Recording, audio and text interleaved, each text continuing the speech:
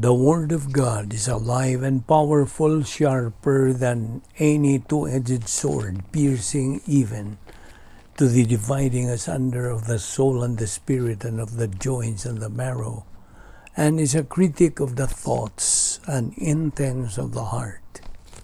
Ang tibuok nga kasulatan gipaginawa sa Dios ug may kapuslanan alang sa pagpanudlo, alang sa pagpamadlong, alang sa pagpanulid, ug alang sa pagmatuto sa pagkamatarong aron ang tao sa Dios mamahingpit masinangkapan alang sa tanang maayong buluhaton. Maayong adlaw sa tanan natong mga subscribers, followers, viewers, fellow believers. Welcome na sa aming atong adlaw-adlaw nga pagtuon sa pulong sa Dios pinagi sa YouTube channel sa Balbido Evangelistic Ministry. O niya pa kita magadupot as usual sa atong tunanan nga giuluhan sa in English og Developing Divine Viewpoint. Pag-ugmat sa mga huna-huna sa Dios. Okay? Ingon nga mga magtutuo, gimanduan kita nga we have to saturate our mind with the Word of God. Okay. O ikaw nga magtutuo, ni gayon na, ang damay mong kaugalingon, pinag-ispagamit sa unuhuan, ununoybi nga prinsipyo sa rebound technique, aron ikaw mapunan pagbalik sa Espiritu Santo, nga ikaw andam lo sa pagpadayon, sa pagtuon sa pulong sa Dios. Alang kanimo dili magtutuo, aron ikaw magasalmo to sab og na kay kainit sa pagkatuon sa mga kamatuoran sa Dios, then tumuo ka kang Ginoong Hesus ug ikaw maluwas. Mga buhat 16:31. Busa, I presume everybody's ready now. Padayon ta sa atong tuon ni ining maong uluhan.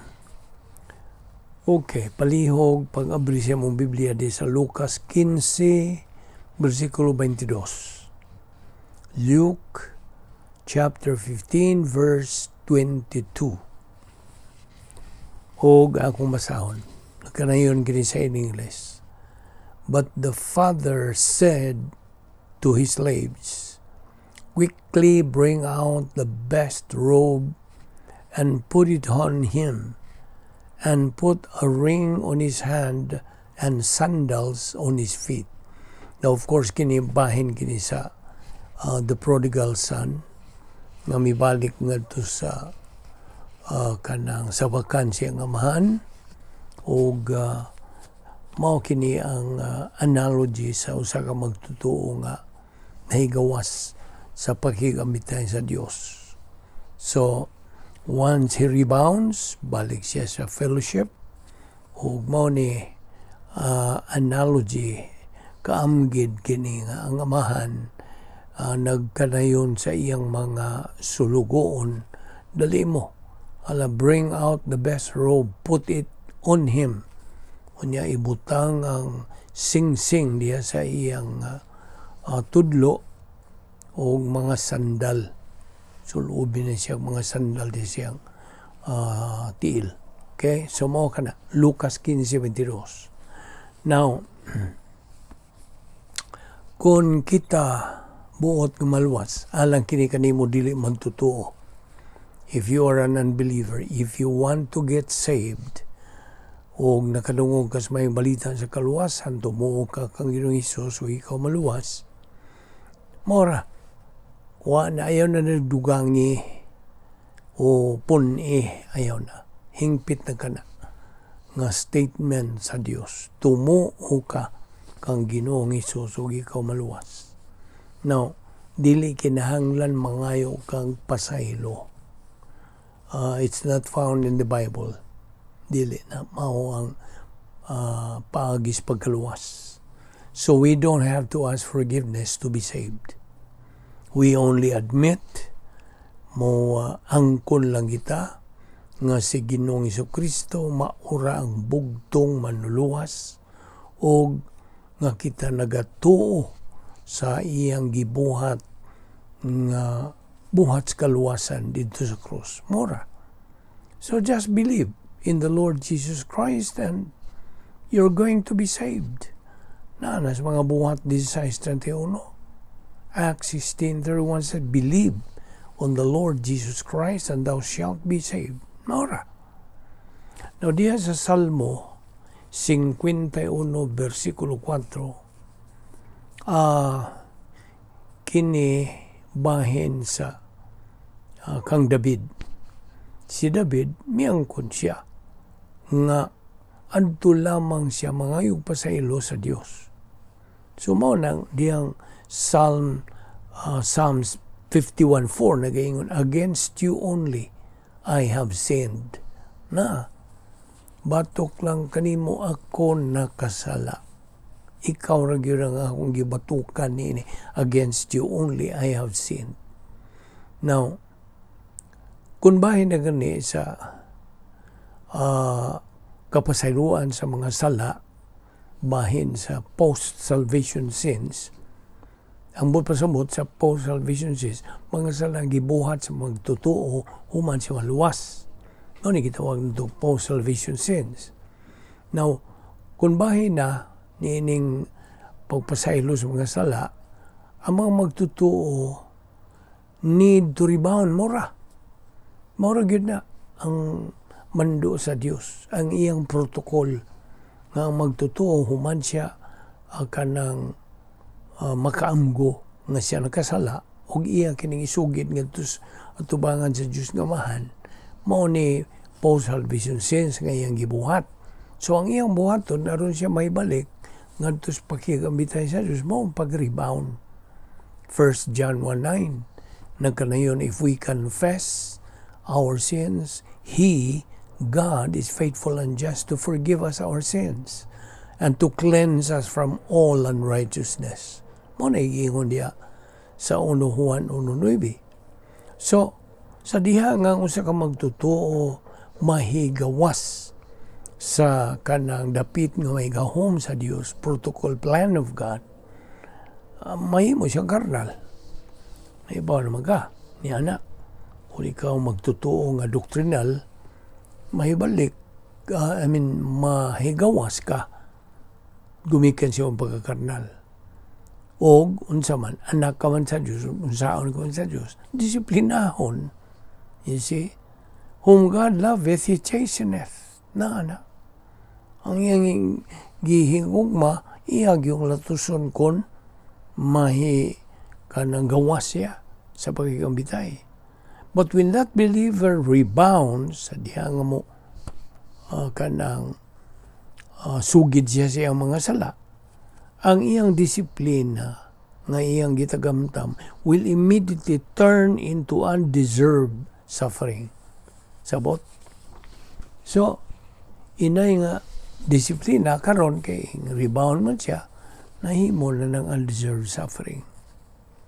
Yeah? Suffering for blessing na. That's the other name. Now, a believer's forgiveness due to rebound or rebounding, nag-aagad lang yun. Totally depends on who and what God is. Kana grasya. Kay God's dealing us, kanatong ang totoo, is grace. Now, diya sa Pilipos 3:13, nagkanayon sa kanak, brethren, I do not regard myself as having laid hold of it yet, but one thing I do, forgetting what lies behind and reaching forward to what lies ahead. Now, adto na sa Mateo 6:14 o 15. Adto sa versikulo 14. For if you forgive others for their transgressions, your heavenly Father will also forgive you. Verse 15. But if you do not forgive others then your Father will not forgive your transgressions. Okay? Klaro kayo. Isaiah 43:25 usab na kanayon. Even I am He that blotteth out thy transgressions for mine own sake, and will not remember thy sins. Ephesians 1:3, maximum spiritual blessings in the heavenly places in Christ. Maximum yun. Ephesians 1:11, inheritance that is predestinated for us believers. Ang mga panulundon. Now, 1 John 2:28, and now little children, abide in Him, that when He shall appear, we may have confidence and not be ashamed before Him at His coming. Ano sa ni? May tabo. At His coming. Judgment seat of Christ. Okay? That is the evaluation time. And at the same time, the kanang awarding ceremony. Kanatong mga magtotoo lamang. Wala ba itong mga dili magtotoo ni? You see? Sabi niyo mo, whatever happens sa atong kinabuhi karon din is kalibutan, ang Diyos anay tuyo niya na. Di ba niyo na? Basic kaayo ka na. Mga sinugdanan ka ng mga doktrina. Bisa kung sa may tabo sa atong kinabuhi nining kalibutan na ay tuyo ang Diyos niya na. Inumdumi, what happened to Joseph? Inumdumi mo? Diyan itabong Joseph. He took everything with patience.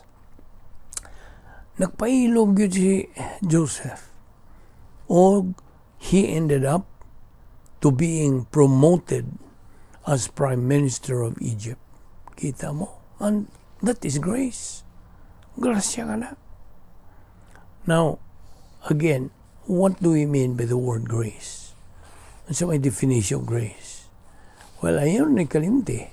Ang grasya is all that God is free to do for man on the basis of what Christ has done at the cross. Well, of course, na yung mga Bible scholars nagaingon nga grace means God's gift to me, reserved by faith, available to everyone, comes through Christ, extended for all eternity. Yan na po yung mga magtotoo nga ila kining define nga God's riches at Christ's expense. Basic mo na kayo, kaniyadto pa na. You see? So in short, ang grasya is what we do not deserve, we do not work for, and we do not earn, or it is God's undeserved favor to man. Sabot? Now, it is grace that we are still alive right at this very moment. Yes, grasya ning nagaginawa pa ta. Kaya nagpitok-pitok pa niya itong mata. O nagasuroy-suroy pa ta. You see, grasya kining tanan. Gipabuhi pa ta kay na siya tuyo sa itong kinabuhi. So, if someone asks you, why are you still alive? May mga tanan mo. Sa may mga itubag. Grasya. Tungod kay ang grasya, kanay lihok sa Diyos. This is how He deals us as believers, as His children. Now, ayaw kayo kalimot sa 2 Pedro 3:18. Bali ko na po nato. Grow in grace and in the knowledge of our Lord and Savior Jesus Christ. Pinagi sa pag-unsa. Buhat niya itong ginabuhat. Pagtuon, pagtuo. Pagtuon, pagkatuon, pagtuo, paggamit sa pulong sa Diyos itong kinabuhi. Operation SLBA. Ayaw na naglimti. Now, 1 Timothy chapter 2 verse 2 nagkarayon, for kings and for all that are in authority, that we may lead a quiet and peaceable life in all godliness and honesty. Verse 3, for this is good and acceptable in the sight of God, our Savior. Balaan na mga Diyos, salamat nining grasya nga mong ipahimos lang ning dawa. Salamat sa imong patinaw ka namo ni mga butanga inaot nga kini makadugang sa napundo ng mga doktrina nga niya sa among alimpatakan sa among kalag kardiya. Salamat o Diyos nga kini among maggamit sa among adlaw nga espirituhan ng pagkinabuhi. Salamat ti among Bible study pinagi sa YouTube. Kining tanan among ipasalamatan sa ngalan ni Ginoong Hesukristo. Amen.